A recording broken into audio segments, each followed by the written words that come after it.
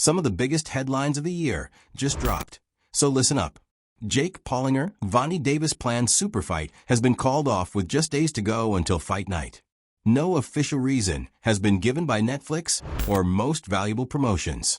However, it follows Most Valuable Promotions' statement that they were investigating accusations leading from a recent civil trial against Davis. Fans who purchase tickets will get an automatic refund through their original point of purchase within 14 to 21 days. Paul's team reportedly began reaching out to several replacement options, including Nate Diaz, Francis Ngannou, and Ryan Garcia. Garcia is not available, and now Ngannou has officially removed himself from consideration. Speaking to TMZ, Ngannou said, "Yes, Nakisa reached out the other day and told me how they need a replacement for Gervonta. And after I listened, I wasn't getting it. I was so confused. I wasn't expecting that at all. I'm like, no bro, come on. Don't disrespect me like that." They even came out after and said, "What if the numbers are good?" I said, "It's not about the numbers. If it was about the numbers, we could have started talking. I would have told you. I'm just not interested. It makes no sense for me. It's not what I'm looking at right now." How can they go from Gervonta Davis to Francis Ngannou? Gervonta Davis is a fantastic boxer and is a one-shot knockout artist, but come on. They're way different in everything, and it makes no sense at this point. For me to do it makes no sense. Sean Ali has openly called himself a Conor McGregor wannabe. During a recent episode of the Bro Ali podcast, the former bantamweight champion revealed that he used to study McGregor's press conferences, saying he watched them on repeat and wished he could talk like Conor. Conor is such a character. We forget. We're going to be looking back in 20 years when it's all said and done and everyone's a little bit older. We're going to look back like, damn, we got to witness Conor era. He is a fucking freak. What do you think about promoter Conor era? You seen that? You saw that one with he's promoting it? Bro, I watch those on repeat sometimes. I'll watch him promote bare knuckle BKFC and then I'll rewatch it. I thought that shit was so stupid when he was talking to who's that? I don't know, the two guys that fought for the Mike the guys? Perry and Jeremy Yeah. Simmons. And when the way he was talking, I just thought he sounded so dumb. Conor? Oh, I was jealous. I'm like, I wish I could talk like that. He just went, BKFC is the baddest sport alive. Yeah. Like that shit? You don't like it? No, it's not that. It's what he was saying. I can't remember what the fuck he said to him. If he loses, you out. I thought it was all just fucking gang. Or something about whoever won them, they had to fight Conor, the real boss, or some shit. I just thought it was dumb because he's not going to do it. That's what I thought. I was like, why it just sounded dumb? I don't know. It gets me excited to think the possibilities. Chael Sonnen believes there's a clear path for Islam Makhachev to step out of Khabib Nurmagomedov's shadow. Speaking on the latest episode of the Good Guy Bad Guy show, Sonnen said that if Makhachev captures the welterweight title, it would solidify his own legacy and finally stop fans from bringing up Khabib's name every time they talk about him. I love to hear it from him. To hear it from him. He earned this the hard way. He cleaned out a division, maybe the hardest division in the sport. He's moved to another division. This is what it's all about. And not to mention, it's something he will never discuss.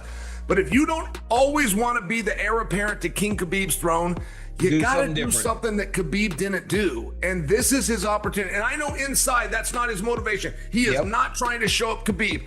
But I am just suggesting at some point his grandkids are going to look back on his career and they will now have something they can turn to that is different than Uncle Khabib.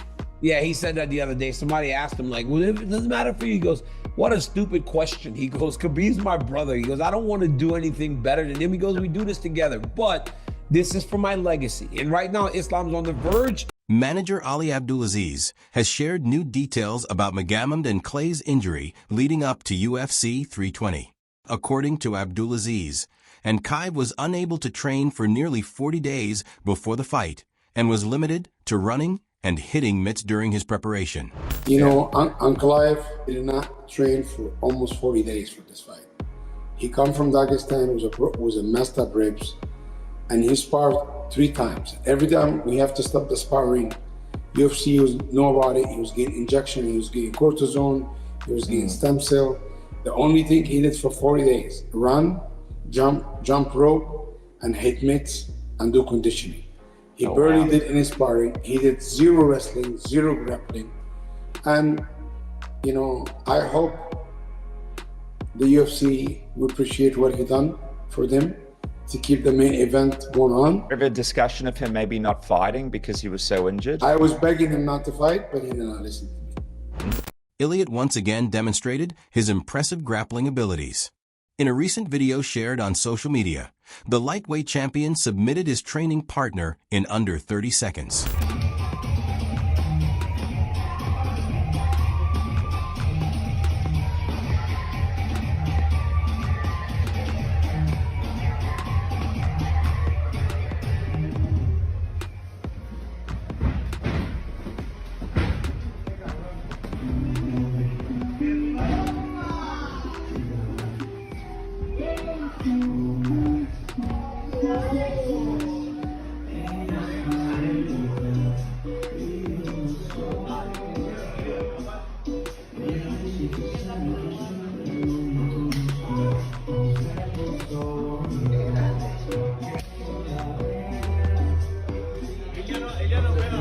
Is putting in work in Bangkok, Thailand. The UFC title challenger was recently spotted sparring with pound-for-pound number 5 kickboxer Superbon Chamek during his visit.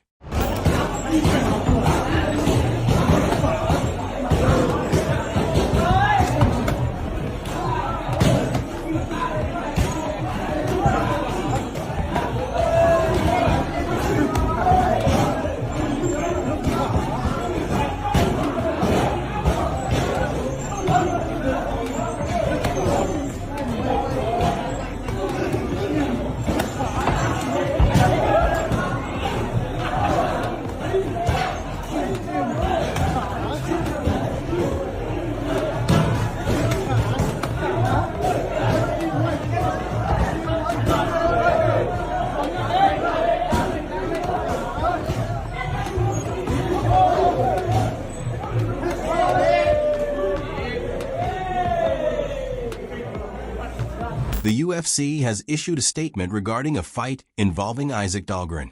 This past Saturday night at UFC Vegas 110, after the betting line shifted dramatically just before he walked to the octagon, where he was ultimately submitted by Yadir Delva in the first round. The controversy stems from Dahlgren initially being listed as a heavy favorite by every major sports book, but the odds changed as the event was happening. While Dahlgren still closed as a favorite, his odds dropped and some sports books actually removed the prop bet surrounding the fight, like betting on a first-round finish. Now, the UFC has acknowledged that an investigation is ongoing into the situation after Dahlgren was reportedly released from the promotion just one day after the fight ended. The statement reads, like many professional sports organizations, UFC works with an independent betting integrity service to monitor wagering activity on our events. Our betting integrity partner, IC360, monitors wagering on every UFC event and is conducting a thorough review of the facts surrounding the Bulgarian versus Delvi bout on Saturday, November 1st.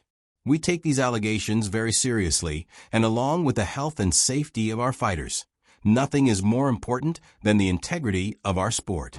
Ariel Helwani later revealed on his MMA show that he's been told UFC fighters are getting approached to throw fights for money. This is not an isolated incident. And what I mean by that is, I have talked to multiple people who have either experienced or know of others who experienced situations where they have been approached about their willingness to do something like this. So I have been told by multiple people that they have been approached, they have been talked to and said, are you interested in this? Are you interested in throwing a fight for X amount of dollars? Believe that's what happened with Darrick Minner, and all signs right now are pointing to something of that sort happening here. This is a massive issue for the UFC. And when you consider, now I haven't been told this part that I'm about to say, but when you consider the questionable refereeing as of late, you can't help, I said this last week, you can't help but let your mind go there as well, because there's no other possible explanation for some of the wacky stuff that we have seen as of late. And it's very easy to do. It's extremely easy to do. We've seen it. We've now seen it. in broad daylight multiple times. Since then, several UFC fighters have come forward confirming that they were offered money to take dives. 11-fight UFC veteran Vince Morales admitted he was approached about throwing a fight.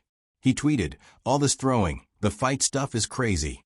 I've been approached about doing it, and it's not something I could live with, even though I ended up losing the damn fight anyways." When a fan asked how much he was offered, Morales responded, "Pennies, considering how big of a deal it is, $70K.